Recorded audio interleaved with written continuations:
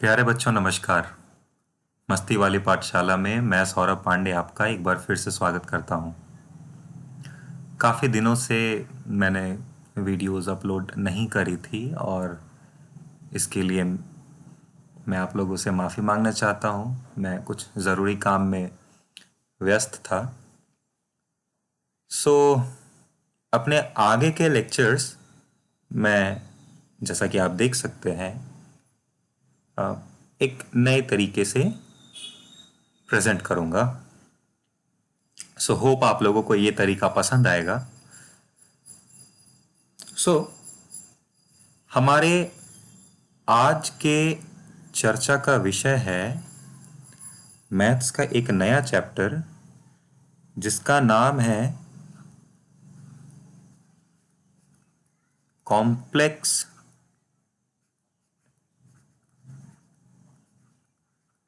Numbers, complex number and quadratic equations.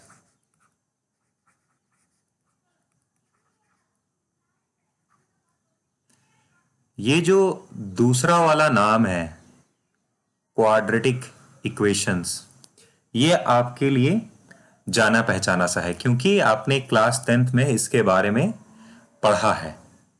लेकिन ये जो पहला वाला नंबर है, पहला वाला जो नाम है कॉम्प्लेक्स नंबर, ये आपके लिए नया हो सकता है। ठीक है, तो अपने अर्लियर क्लास में यानी कि क्लास 10 में आपने quadratic equation in one variable के बारे में पढ़ा है। क्या था वो? Quadratic equation in one variable.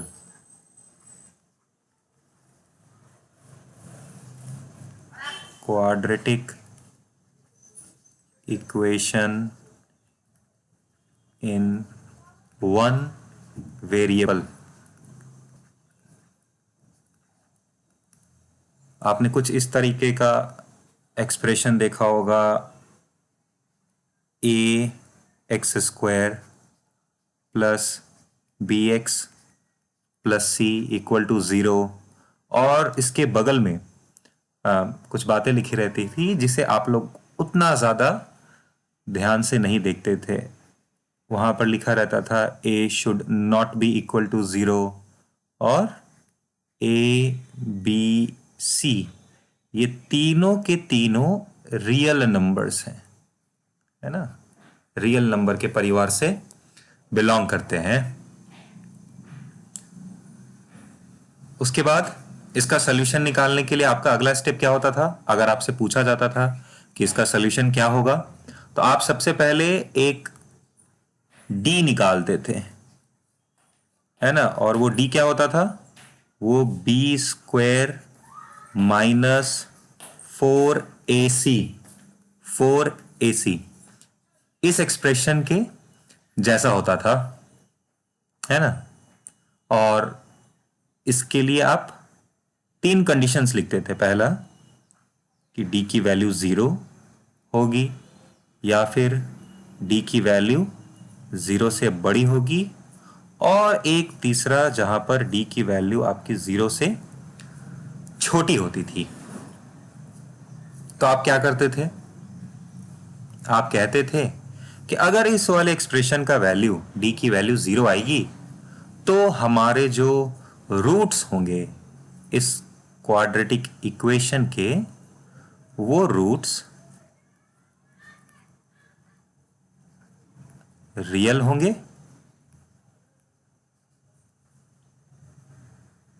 और इक्वल होंगे, है ना। इक्वल होंगे, किसके बराबर होंगे? -b/2a के बराबर होंगे, है ना। यहां पर a इक्वल टू 0 नहीं है, है ना, तो आप a से डिवाइड कर सकते हो। उसके बाद अगला होता था आपका कि अगर d की वैल्यू पॉजिटिव होगी, उस केस में आपके रूट्स रियल होंगे। So roots are real and distinct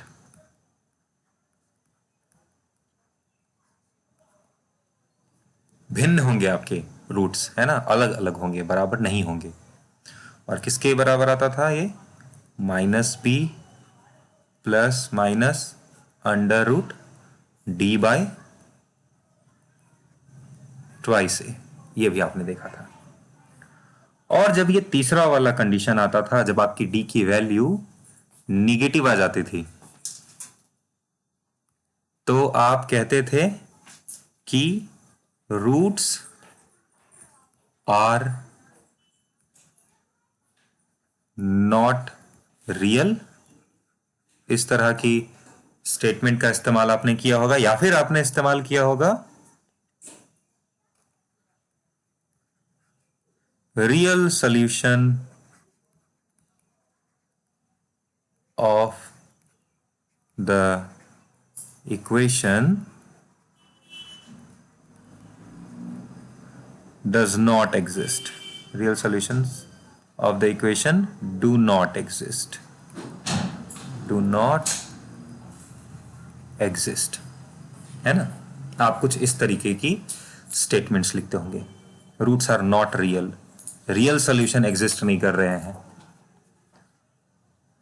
तो हमारे इस चैप्टर का जो ऑब्जेक्टिव है, हमारे इस चैप्टर का जो ऑब्जेक्टिव है वो ये है कि अगर d की वैल्यू 0 हो, मतलब अगर मेरे इस क्वाड्रेटिक इक्वेशन के रियल सॉल्यूशंस एग्जिस्ट नहीं कर रहे हो और फिर भी मुझे अगर इसका सॉल्यूशन चाहिए, तो वो क्या होगा, उसे कैसे निकालेंगे? ठीक है।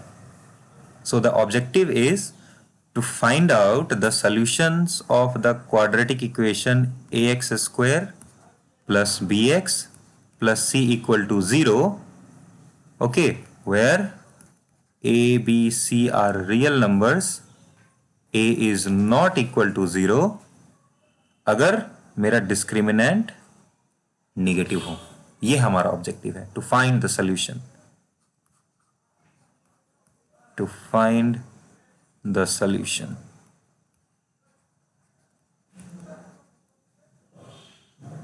And it is not possible to find the solution in real number system, है ना? So to find the solution which is not possible, which is not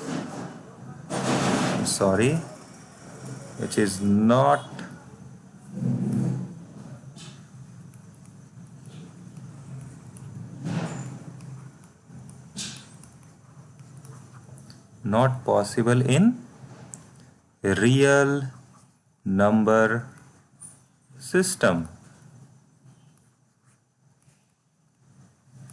ये हमारा ऑब्जेक्टिव है। इस क्वेश्चन के साथ हम, इस प्रॉब्लम के साथ हम अपने इस चैप्टर की शुरुआत करेंगे। अगर मैं सबसे सिंपल एग्जांपल ले लूं, तो हमारे पास आता है एक equation x square plus 1 equal to 0, और मैं कह रहा हूं कि x belongs to real number. इसे सॉल्व करने के लिए आप डिस्क्रिमिनेंट भी निकाल सकते हो, है ना, या फिर मैं इसे लिख सकता हूं कि एक्स स्क्वायर की वैल्यू -1 होगी। तो आप यहां पर कहोगे कि ऐसा कोई भी रियल नंबर नहीं है जिसको अगर मैं उसी के साथ मल्टीप्लाई करता हूं, यानी कि स्क्वायर करता हूं, तो वो मुझे एक निगेटिव नंबर देगा, है ना। So this equation has no real solution, this equation has no real solution. लेकिन मुझे इसका सॉल्यूशन चाहिए, I want this solution, but I want some solution.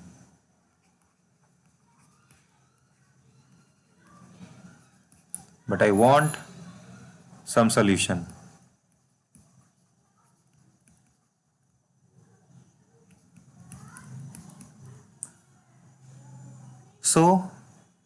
इसके लिए अब हम करते क्या हैं? हम डिफाइन करते हैं, वी डिफाइन, हम डिफाइन करते हैं कि अंडर रूट -1 ये बराबर है किसी सिंबल के आई। ठीक है, हम डिफाइन कर रहे हैं कि अंडर रूट -1 किसी सिंबल के बराबर है और वो सिंबल क्या है, आई। इस आई को हम कहते हैं आयोटा। ठीक है,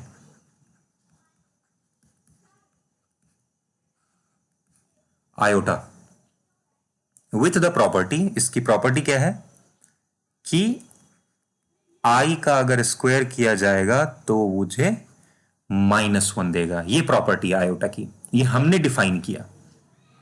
ठीक है, अब जाहिर सी बात है कि ये रियल नंबर तो नहीं होगा। ओके, सो इसे हम एक कॉम्प्लेक्स नंबर बोलेंगे, कॉम्प्लेक्स नंबर या फिर इमेजिनरी नंबर। हालांकि इमेजिनरी नंबर की जो टर्मिनोलॉजी है वो कई जगह आपको नहीं मिलेगी, लेकिन बोलचाल में उसका भी इस्तेमाल किया जाता है। ठीक है, तो हमने ये एक डिफाइन किया कि आयोटा एक सिंबल है और उसकी प्रॉपर्टी क्या है, उसकी प्रॉपर्टी ये है कि जब उसका स्क्वायर किया जाता है तो वो मुझे -1 देता है। इस डेफिनेशन के साथ हम कह सकते हैं कि यस, अगर हमारे सामने ये लिखा हुआ है x² + 1 = 0, ठीक है, और बगल में कुछ मेंशन नहीं किया हुआ है कि x की वैल्यू रियल होगी या क्या होगी, तब हम कह सकते हैं कि okay, this system of equation, sorry not this system, this equation, इस इक्वेशन का सॉल्यूशन है। और सॉल्यूशन क्या है, x = I। क्यों? बिकॉज अगर मैं x² कर देता हूं, इसका मतलब मैं I² कर रहा हूं, I² की वैल्यू -1 होगी, और उसको अगर मैं यहां पे पुट करता हूं तो मुझे -1 + 1, इसकी वैल्यू 0 के बराबर मिल जाएगी। ओके, और यही हमारा प्रूफ था कि x की वो वैल्यू जो एक्सप्रेशन में रख देने पर हमें 0 मिल जाता है। तो भले ही इस इक्वेशन का सॉल्यूशन रियल नंबर के परिवार में नहीं था, लेकिन इसका सॉल्यूशन पाने के लिए हमने डिफाइन किया एक i, जिसका मान अंडर रूट -1 के बराबर था। उसकी प्रॉपर्टी क्या थी कि अगर i का स्क्वायर कर दिया जाए तो वो हमें -1 देगा। तब हमारे पास इस इक्वेशन का सॉल्यूशन आ गया। तो इसी कॉन्सेप्ट के साथ हम अपना डेफिनेशन तैयार करते हैं कॉम्प्लेक्स नंबर या इमेजिनरी नंबर का।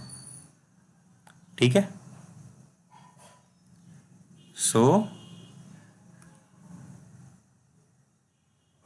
कॉम्प्लेक्स नंबर और imaginary number, imaginary number,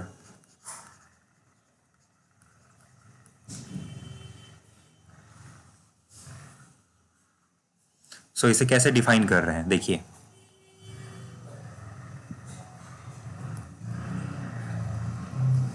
a symbol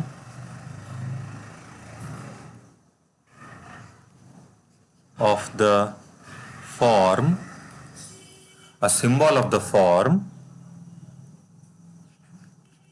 x plus I y, a symbol of the form x plus I y, where x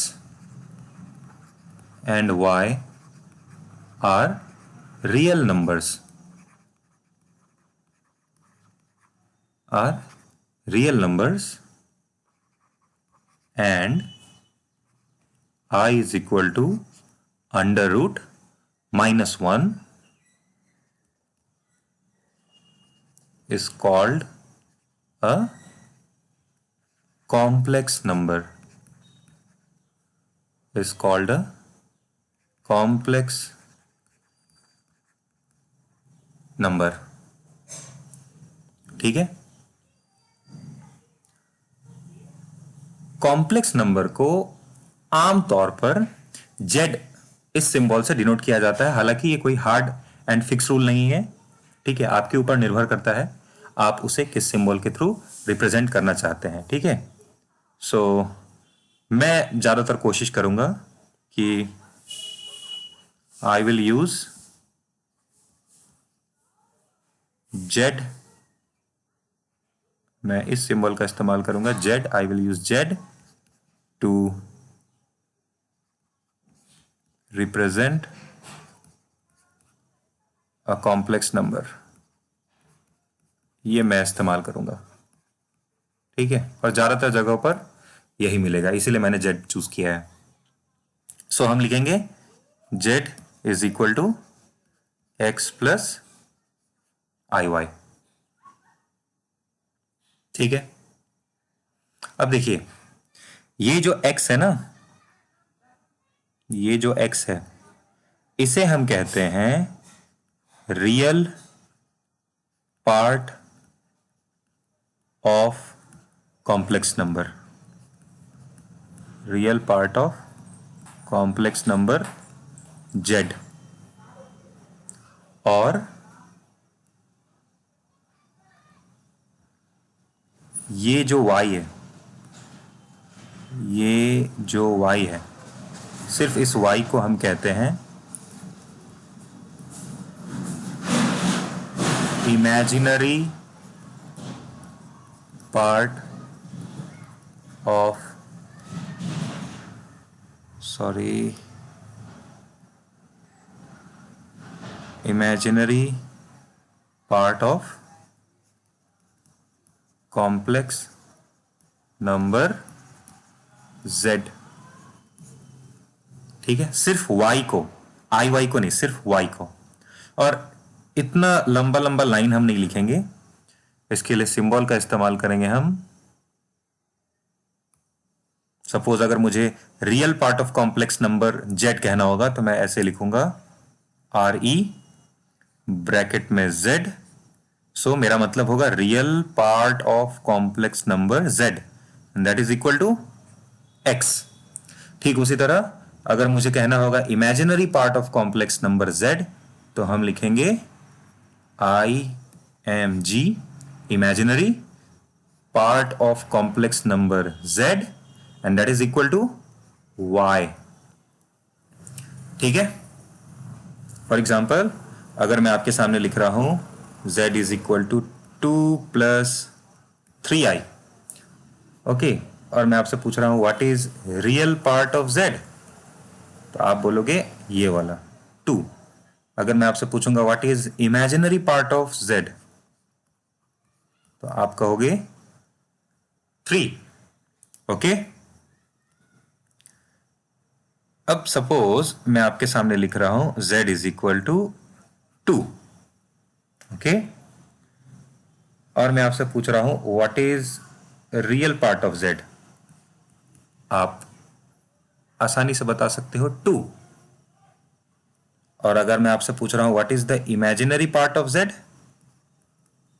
so that is 0। Yes, because आप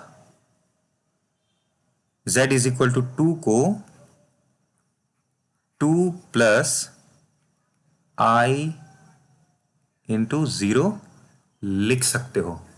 हालांकि मुझे यहां पर यह direct नहीं बताना चाहिए था आपको, ओके, क्योंकि अभी तक तो मैंने सिर्फ एक सिंबल डिफाइन किया है कि i की value minus under root of -1 के बराबर होगी, है ना। लेकिन अभी तक हमने ये डिफाइन नहीं किया था कि i को अगर किसी रियल नंबर के साथ मल्टीप्लाई किया जाएगा तो क्या होगा, ओके। लेकिन अभी भर के लिए आप मेरी बात मान लो, ओके, कि अगर i को 0 के साथ मल्टीप्लाई किया जाएगा तो हमें 0 ही देगा। ठीक है, सो यहां पर अगर मैं कंपेयर करूं तो imaginary part of z is coming out to be 0। तो इस तरह के जो कॉम्प्लेक्स नंबर होंगे, इस तरह के जो कॉम्प्लेक्स नंबर होंगे जिनका इमेजिनरी पार्ट 0 होता है, उन्हें हम कहते हैं प्योरली रियल नंबर, उन्हें हम कहते हैं प्योरली रियल नंबर। वो प्योर रियल नंबर होंगे। ओके, अगर इमेजिनरी पार्ट 0 हो तो। ठीक उसी तरह अगर मैं आपके सामने लिख रहा हूं z is equal to 2i, तो आप इस z is equal to 2i को 0 प्लस 2i ऐसे भी सोच सकते हो। ओके, यहां पर फिर से मैंने इस्तेमाल किया है कि अगर आप एक कॉम्प्लेक्स नंबर में एक रियल नंबर ऐड कर रहे हो तो क्या होगा, लेकिन इसे ऐसा लिखा जा सकता है। तो यहां से अगर आप कंपेयर करोगे तो रियल पार्ट ऑफ z 0 के बराबर आएगा और इमेजिनरी पार्ट ऑफ z 2 के बराबर आएगा। आप इसका नाम गेस कर सकते हो पिछले बार के हिसाब से। वहां पर इमेजिनरी पार्ट 0 था तो हम उसे प्योरली रियल नंबर कह रहे थे, और यहां पर रियल पार्ट 0 है और इमेजिनरी पार्ट नॉन जीरो है, तो इसे हम purely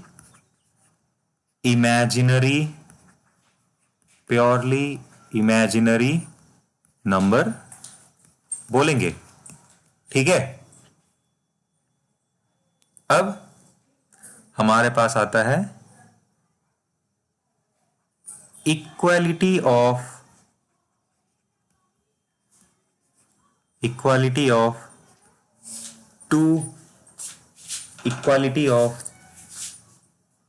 to complex numbers.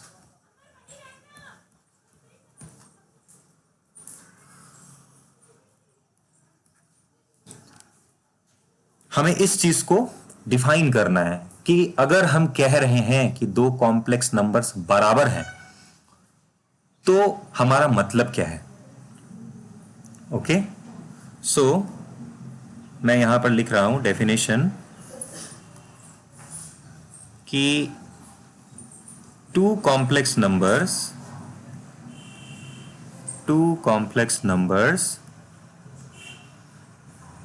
z1 is equal to x1 plus iy1 and z2 is equal to x2 plus iy2 are said to be equal if and only if। कई बार इस if and only if को short में IFF भी लिखा जाता है। सो अगर हमारे पास दो कॉम्प्लेक्स नंबर हैं x1 प्लस iy1 और x2 प्लस iy2 और हम कह रहे हैं कि z1 और z2 बराबर हैं, तो हमारा मतलब होगा कि real part of z1 will be equal to real part of z2 and also imaginary part of z1 will be equal to imaginary part of z2। Okay, मतलब अगर हमने कह दिया कि z1 z2 बराबर हैं तो इसका मतलब हुआ कि x1 x2 के बराबर रहा होगा एंड y1 y2 के बराबर रहा होगा। अगर x1 x2 बराबर है, y1 y2 बराबर नहीं है, तो z1 z2 बराबर नहीं होंगे। अगर x1 x2 बराबर नहीं है और y1 y2 बराबर है, तब भी z1 z2 बराबर नहीं होंगे। ओके, फॉर एग्जाम्पल अगर मैंने आपसे कह दिया कि x प्लस 2 प्लस i4 ये बराबर है, मैंने लिख दिया है 3 plus i into 2 plus y के, ये मैंने लिख दिया है। तो मुझे बताइए कि x और y की वैल्यू क्या होगी। तो चूंकि अभी अभी हमने परिभाषित किया, अभी अभी हमने डिफाइन किया है कि दो कॉम्प्लेक्स नंबर अगर बराबर हैं तो उनके रियल पार्ट्स भी बराबर होंगे, साथ ही साथ उनके इमेजिनरी पार्ट्स भी बराबर होंगे। तो इस वाले कॉम्प्लेक्स नंबर का रियल पार्ट क्या है? x+2। इस वाले कॉम्प्लेक्स नंबर का रियल पार्ट क्या है? 3। सो ये दोनों बराबर होंगे। तो यहां से हमें पता चलता है कि x की वैल्यू 1 के बराबर होगी, और यहां पर इमेजिनरी पार्ट किसके बराबर है? 4 के। यहां पर इमेजिनरी पार्ट किसके बराबर है? 2 + y के। तो यहां से हमें पता चलता है कि y की वैल्यू 2 के बराबर होगी। इस तरीके से हमने x और y की वैल्यू निकाल ली। इस तरीके से हम डिफाइन करते हैं कि दो कॉम्प्लेक्स नंबर्स के बराबर होने का क्या मतलब होता है। कॉम्प्लेक्स नंबर की इस चर्चा को आज मैं यहीं पर रोक रहा हूं। हम अपने आगे आने वाले लेक्चर्स में देखेंगे कि दो कॉम्प्लेक्स नंबर्स को कैसे जोड़ा जाता है, कैसे घटाया जाता है, उन्हें कैसे मल्टीप्लाई किया जाता है। ओके, तब तक के लिए नमस्कार।